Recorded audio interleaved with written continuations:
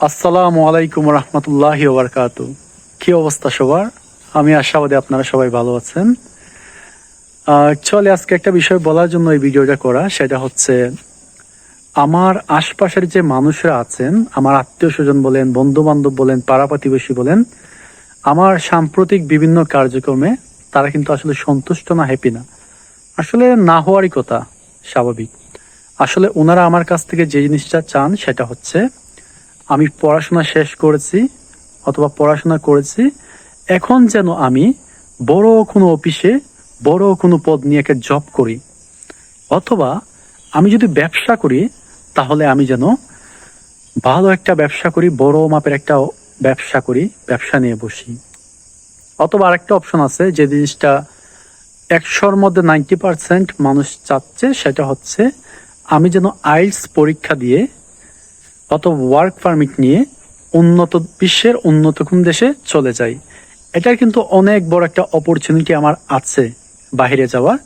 ধরেন আমার ফ্যামিলির যদি কোনো সাপোর্ট না থাকে, আলহামদুলিল্লাহ আমার মামারা আছেন, ওনাদের এত পরিমাণ সাপোর্ট যে আমি আজকে যদি বলি গিয়ে যে আমার একটা ওয়ার্ক পারমিটের ভিসা পাইছি অথবা আমি আইএলটিএস পরীক্ষা দিছি, আমি ভালো একটা পয়েন্ট পাইছি, আমার বিদেশ যেতে হবে, মামারা নিঃসন্দেহে আমার প্রতি সম্পূর্ণ ইনভেস্ট করে ফেলবেন। যদি ওনাদের হাতে ক্যাশ টাকা না থাকে তাহলে ওনারা কি করবেন, হয়তো দাঁড় কর্জ করবেন, জমি বিক্রি করবেন, মানে যেভাবেই হোক সেটা ওনারা ম্যানেজ করবেন।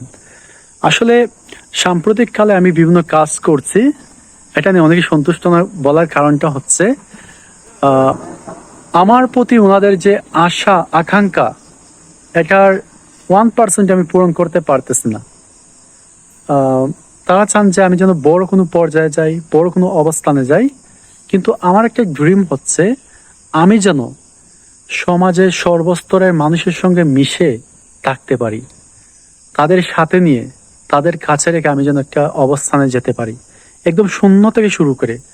আসলে আমি কোনো কাজ, কোনো শ্রেণী পেশাকে ছোট মনে করি না, বড় মনে করি না, আমি সব সময় সমান মনে করি। আমার কাছে আপনি জাতপাত পাবেন না, আমার কাছে আপনার এগুলো নিয়ে বৈষম্য পাবেন না।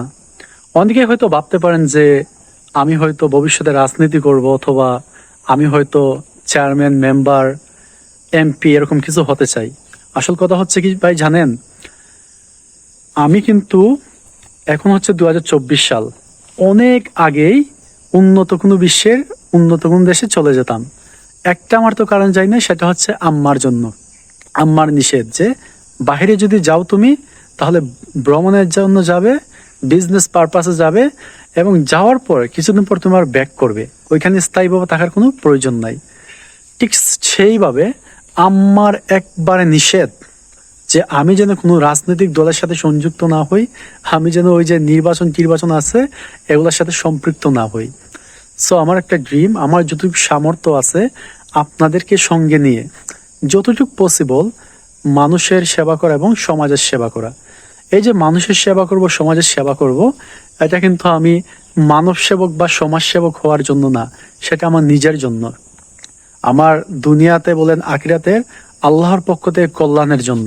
আমি জানি আমি যদি কাউকে হেল্প করতে পারি, সেটা যেভাবেই হোক, সেটার বিনিময়টা আল্লাহ সুবহানাহু ওয়া তাআলা আমাকে দিবেন। আর নবীজির সুন্নত হচ্ছে কিন্তু মানুষের সেবা করা, সমাজের সেবা করা। আমি একটা আশাবাদী যে এই সব কারণ যদি নবীজি সাল্লাল্লাহু আলাইহি ইসলাম হাসরের ময়দানে আমাকে সাফায়াত করে নেন, তাহলেই তো আমি ধন্য, জীবন ধন্য। এই জিন্দিগি তো ভাই ক্ষণস্থায়ী, চলে যাবে। কত ধরনের পাপ কাজ করতেছি, কত ধরনের গুনার কাজ করতেছি, চাইলেও পাপ থেকে বিরত থাকতে পারতেছি না। কত স্বপ্ন, আশা আকাঙ্ক্ষা একটাও কিন্তু অনেকগুলাই পূরণ হয়, অনেকগুলাই পূরণ হয় না। কিন্তু জান্নাতে কিন্তু সবকিছু খুব ইজিলি পূরণ হয়ে যাবে। সো সবাই জাস্ট দোয়া করবেন এবং পাশে থাকবেন, যেভাবে ছিলেন সেভাবে থাকবেন। আর হ্যাঁ, আমার যদি কোনো ভুল ত্রুটি হয়, কোথাও আপনি খুঁজে পান, দয়া করে আমি বলছি অন্যের কাছে সমালোচনা করবেন না, পার্সোনালি আমাকে এসে বলবেন যে তোমার এটা ভুল হয়েছে, এটা এইভাবে না ওইভাবে করো, আমি ইনশাল্লাহ আমাকে শুধরে নেওয়ার চেষ্টা করব। ধন্যবাদ সবাইকে, আল্লাহ হাফেজ।